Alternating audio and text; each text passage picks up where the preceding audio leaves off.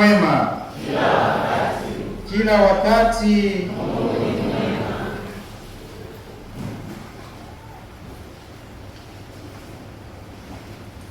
Tunamshukuru Mungu kwa maisha ya mapadre wetu. Angalia vizuri, wamevaa kama mapacha, si ndio? Leo ni sikukuu wao, shangilie Mungu.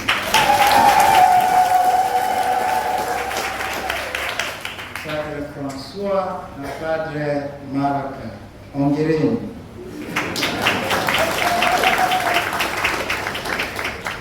Leo kanisa linaadhimisha zawadi nzuri ya Mungu kwake na ulimwengu wote, taasisi ya Ekaristi Takatifu. Ekaristi ni chakula ambacho Mungu ametupatia kwa ukarimu ili kutulisha katika safari yetu ya kiroho. Kulingana na Baba Mtakatifu Francisco, alisema Ekaristi si njia ya kila juma ya kusherehekea imani yetu, bali huathiri sana uhusiano wetu na wengine, hasa kwa wale wanaohitaji sana.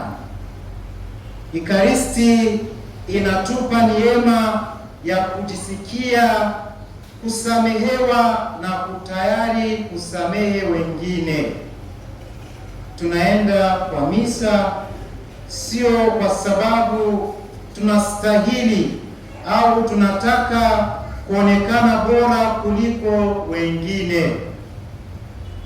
Badala yake ni kwa sababu tunajua kwamba siku zote tunahitaji rehema, upendo na neema ya Mungu. Hizi huja kwetu kupitia mwili na damu ya Kristo.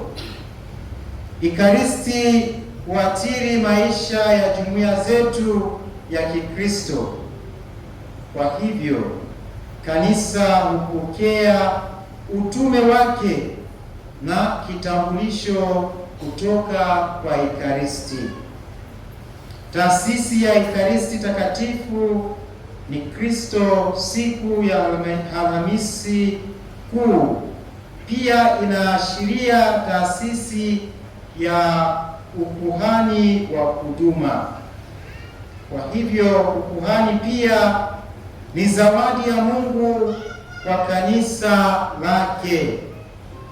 Hii inamaanisha kuwa ni Mungu anaita kwa uhuru. Asili ya kifungo ya ukuhani kutokana kwanza na maisha ya Melkizedeki na pili na Kristo.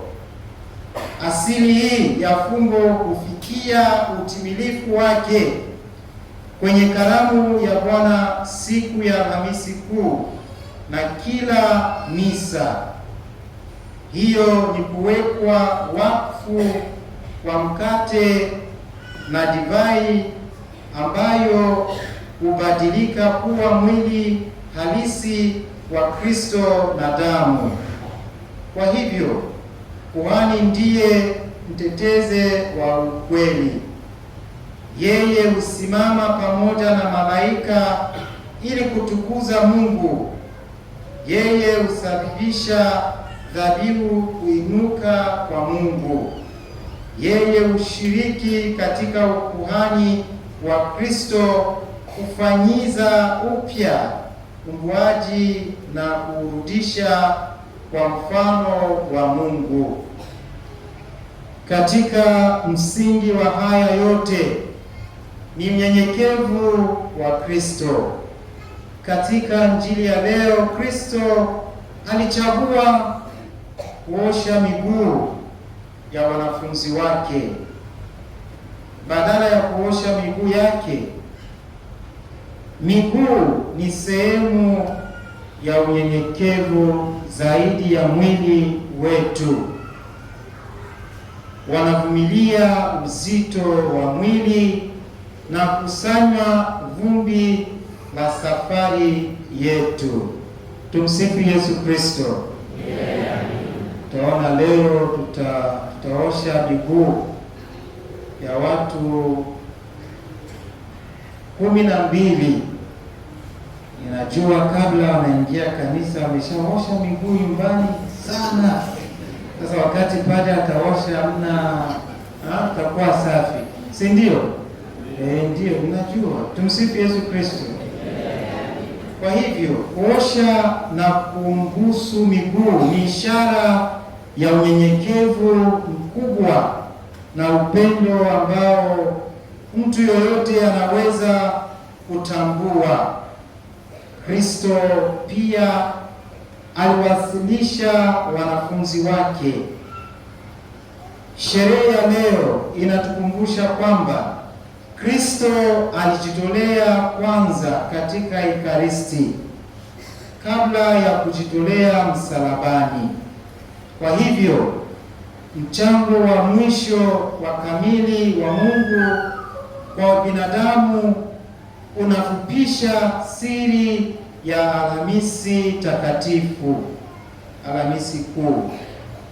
Leo Ekaristi, ukuhani, amri ya upendo ilivyofanywa ionekana katika kuosha miguu, na misa, kumbukumbu ya milele ya kujitolea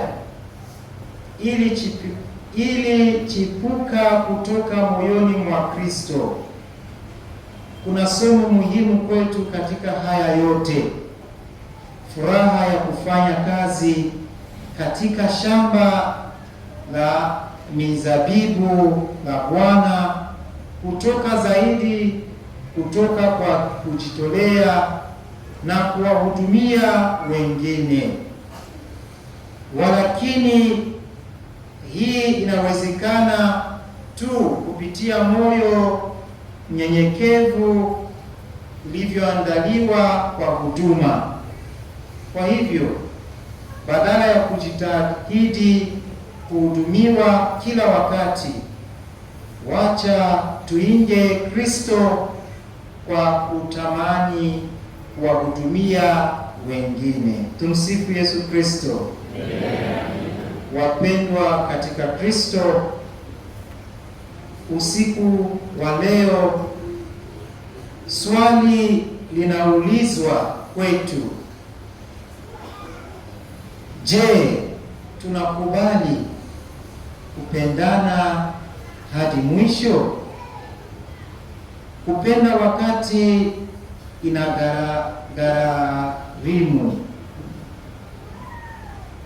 inagharimu. Kupenda wakati hatueleweki.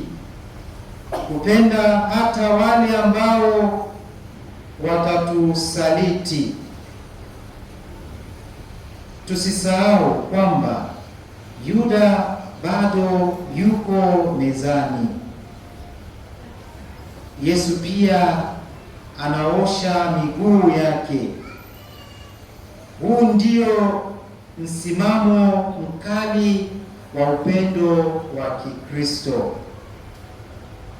Katika familia zetu, katika jumuiya zetu, katika jamii zetu, katika kanisa letu, tunaitwa kuishi upendo huu wa unyenyekevu na halisi.